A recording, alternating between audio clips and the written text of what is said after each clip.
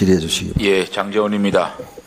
오전에 언론장악에 대해서 검찰이 어떻게 이용되었나 제가 말씀을 드렸습니다. 이번엔 검찰이 과거 정권에 대해서 얼마나 잔인하게 칼을 들이대는지 보여드릴게요. PPT 한번 들어보세요. 보시죠. 박근혜 정권입니다. 제가 기사를 하나 봤는데요. 박근혜 청와대 구치소로 옮긴 듯 장차관 참모급 30여 명 재판 중. 아무리 구치소에서 국무회의를 하게 만듭니까?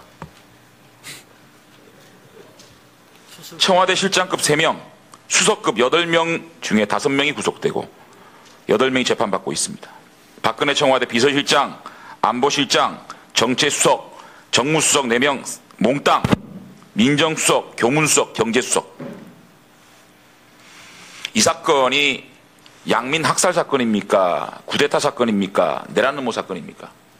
지금까지 수사돼 가지고 기소된 내용을 보면 대통령이 정점에 있어서 지시를 한 사건입니다.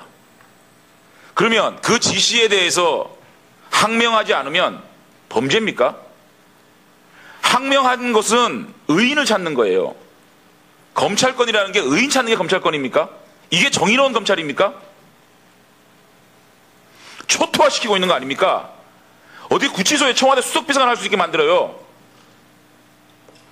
내각 한번 봅시다. 경제부총리, 문체부 장관, 보건복지부 장관. 저는 정말 안타까운 게 죄명이 특활비 상납금만 6명입니다. 그리고 국정농단 방조입니다. 자, 상납 받은 사람이 지금 총체적으로 책임지고 대장이 잘못해서 이거는 대장이 책임지고 가는 겁니다. 어떻게 밑에 있는 사람, 이 정권은요, 수석비서관, 비서관, 비서실장, 행정관, 장관, 차관, 몽창스럽게 그걸 구속을 시킵니까? 이게 정의로운 검찰입니까? 잔인한 정치적 보복입니까? 조선시대의 옥사라도 이렇게는 옥사를 안 합니다.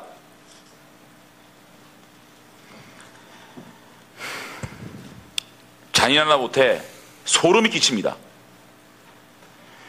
도저히 치유할 수 없는 증오를 지금 문재인 정권과 그의 검찰이 만들고 있다. 이렇게 생각합니다. 이명박 정권 한번 봅시다.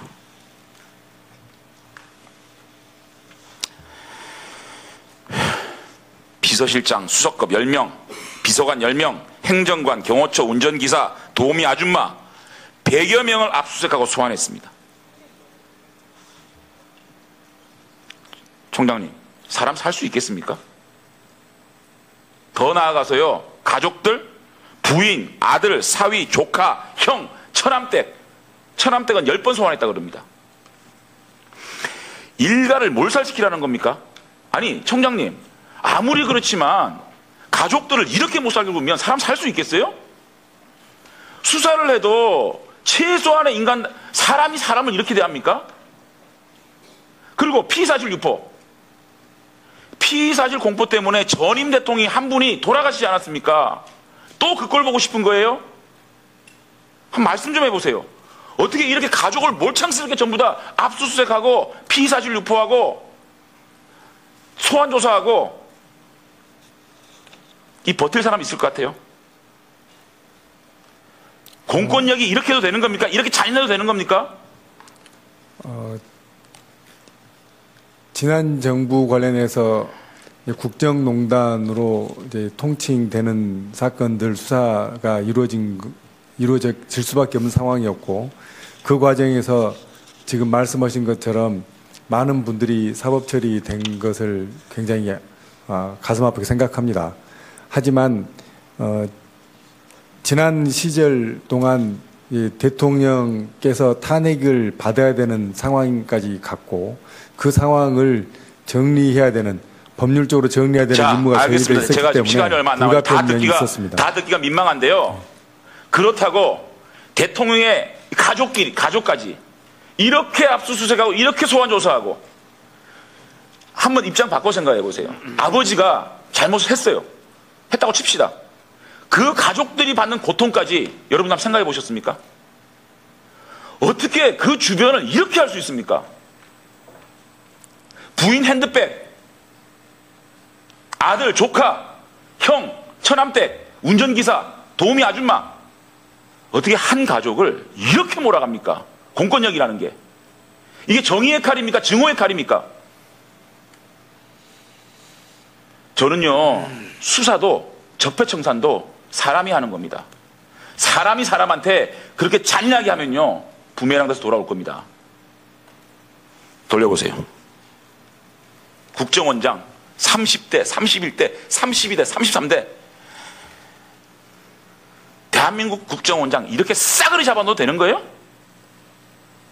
대통령, 이거 다 특활비 아닙니까? 대통령이 받아 쓴 거지. 어떻게 이렇게 해놓고, 제가 지금 상당히 지금 감정 자제하고 얘기하는 거예요. 여러분들 한번 생각해 보십시오. 이게 정의의 칼인지, 이게 그 한편에서 느끼는 증오심과 복수심과 이런 게요, 세상 변하면 어떻게 돌아갈 것 같습니까? 적어도 사회통합과 아량과 포용이 있어야 됩니다. 대통령이 정점에 있는 사건 아니겠어요? 그러면 그 대통령의 핵심 참모들, 그분들 수사해야 되는 겁니다. 그리고 가족들에 대해서는, 최소한 가족들에 대해서는 아량과 포용의 수사도 그렇게 해야 되는 거라고 생각합니다. 옳지 않습니다. 위원님 말씀을 새겨 듣도록 하겠습니다. 그리고요, 이병기 국정원장 새벽 3시에 긴급 체포했다면서요. 70대 노인입니다. 그때 받았을 이병기 원장의, 전 원장의 충격. 여러분들이요, 어떻게 70대 노인을 새벽 3시에 긴급 체포합니까? 아니, 이분이 도망갈 사람입니까? 이것이 정말 여러분들이 정의롭게 칼을 쓰는 거라고 생각하십니까? 이병기 전 원장님의 경우에는 긴급 체포를 하지 않을 수 없는 특별한 사정이 있어서 그랬습니다. 얼마나 몰아세웠습니까? 얼마나 몰아세웠습니까? 사실 그 전, 그냥 최소한요, 이게 내란이나 살인이나 이렇게 주변 가족들하고 그 부하들하고 이렇게 몽창스럽게 압수수색하고 소환조사하고 잡아놓고, 이게 옳은 일 아닙니다. 네, 장제원 의원님 수고하셨습니다.